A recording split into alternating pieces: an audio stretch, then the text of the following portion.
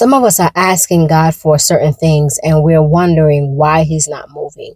Why hasn't He answered? And some of the things we're asking God for, it's been on the altar for years, for many years, and still we see no sign or no indication of God moving in our direction. A matter of fact, sometimes it looked like the situation has gotten worse, if we got to be honest about it. Sometimes the situation looks like it gets worse. But God is saying we're so busy asking for the next thing that we don't stop to smell the roses or appreciate the things that He has given us today. Some of us are living in answered prayers and we don't recognize it because we're too busy trying to look at tomorrow. We're so busy about what God is going to do next, what we want God to do next, that we can't stop to appreciate what He is doing today. We're literally living in the prayers that we have prayed, that our parents have prayed for, that our grandparents have prayed for. But we don't even stop to say thank you. Well, we say it with our lips, but our heart doesn't look like it. Saying thank you is not enough. You must have a heart posture of gratitude. And you say, okay, what's the difference? So it's easy to say thank you, but when you look at your prayer life, if your prayers are consistently just asking for things, if you spend most of your prayer times asking God for all the things that you need and want, and not enough time just giving Him glory and giving Him praise and saying thank you, then you're probably not operating from a place of gratitude. Do you stop to recognize all that He has done? Do you thank Him for what you are not even aware that He does? Do you thank Him for the prayers that you did not pray, but He did move?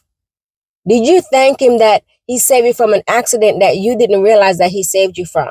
Did you thank Him for all the things that you're just unaware of? Do you know how much that is? Do you recognize the amount of things that God has spared us from? The suffering that we endure right now is no comparison to what it would be if God would pull His hand back.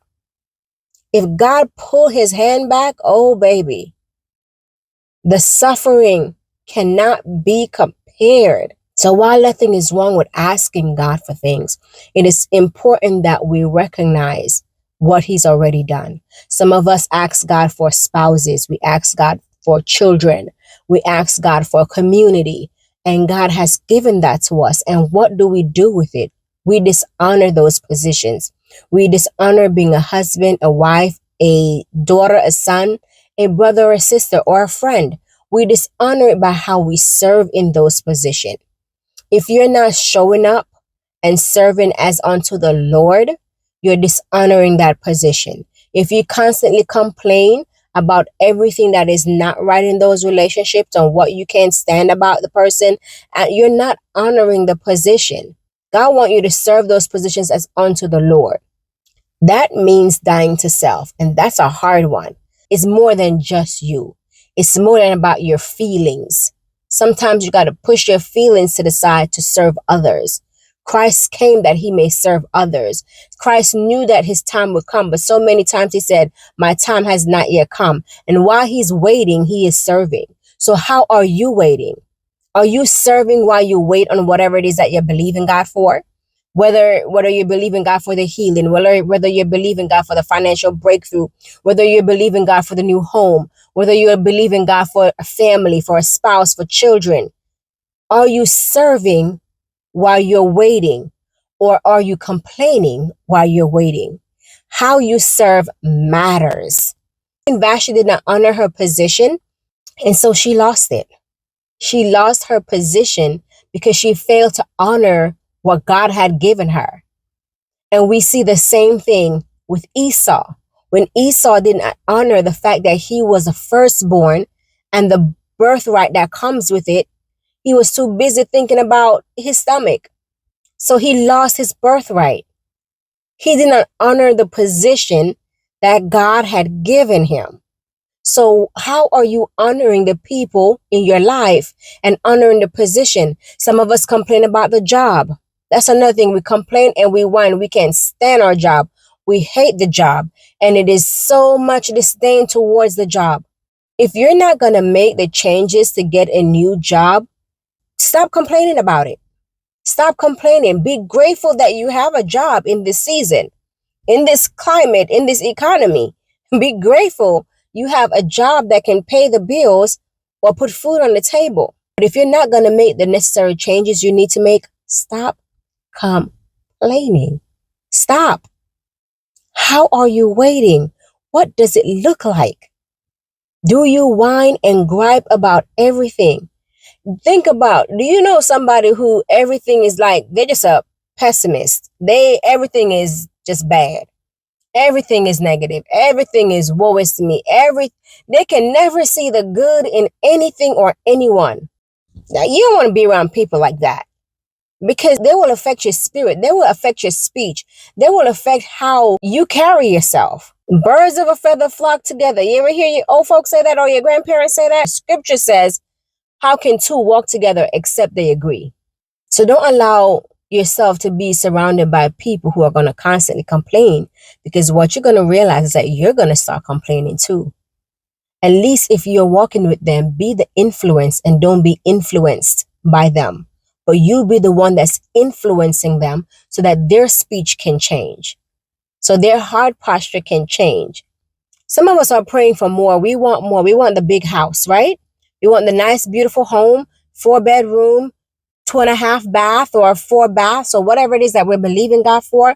But you're not even taking care of the 2-bedroom apartment that He has blessed you with. God, I want a new vehicle, but the vehicle you have is trashy. You don't take care of it. You don't keep it clean. The inside is messy, because you're not even stewarding what God has given you. You're not showing Him that I am grateful and I'm thankful for the things that you have blessed me with, but you're busy asking for more. Take care of what He has blessed you with. Steward what He has blessed you with, and stop complaining about what you don't have, because there's so much that we do have that we're failing to steward properly, or we're failing to be grateful for. You're so busy looking at what you don't have, you can't see what you do have. Thank God for the people in your life. Thank God for the fact that you're above ground. Thank God that you have breath in your lungs. Thank God for everything in your life. In everything, give thanks. Never stop being grateful. Never stop praising God for all that He has done for us. And it's so easy to overlook the small things. Be mindful to see God in everything. When we complain constantly, it's like we're saying God hasn't done enough for us. Like God hasn't been good to us. He hasn't been gracious. He hasn't been kind. He hasn't been loving. He hasn't been faithful. When we complain, that's what we're saying. And the fact of the matter is, it is not true, because He's ever so loving, ever so kind, ever so patient, ever so gracious. His favor are constantly with us. The fact that we're above ground is still a chance for God to move in our lives. I challenge everyone for the rest of this year. We have a little over a month left. Walk out the remainder of the year in gratitude. Let's make a conscious decision to be mindful of who God is and all He has done, so that we can have a heart posture of gratitude towards Him.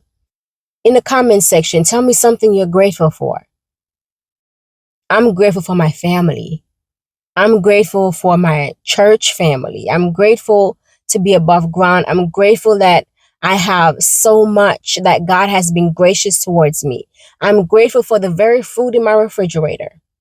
I'm grateful for somewhere to lay my head. I'm grateful that I have heat in my apartment. So many people are out here in the cold with nowhere to lay their heads. There's so much I'm grateful for. I'm grateful that I'm in my right mind. I'm grateful that I'm saved. I'm grateful that God saw fit, that He chose me, that He called me, that He loves me. I'm grateful that I have a heart that wants to serve God. I'm grateful that's where my heart is. I want to serve Him. I want to be grateful. I want to love on Him. I'm grateful that's where my spirit lies. Everybody doesn't have the desire to serve God. And the fact that I have the desire, I'm grateful. So tell me in the comment section, give me something you guys are grateful for. Let's flood the comment section with gratitude. What are you grateful for? All right. If this video is a blessing to you, please hit that subscription button, hit that bell so you're notified each time I post a video. Share this video with someone. And until next time, bye-bye.